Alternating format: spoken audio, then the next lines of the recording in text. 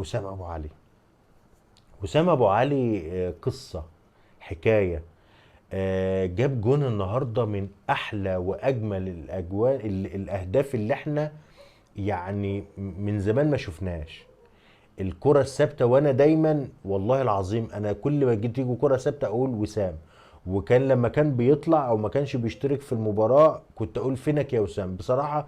كان وسام ويحيى عطية الله برضو بيشوط حلو جدا جدا. لكن وسام، ايه الجمال ده، ايه الحلاوة دي، يعني زي ما يكون بيلعبها بايده. الله اكبر عليك بصراحة، كان مأدي مباراة ممتازة جدا ورائعة جدا.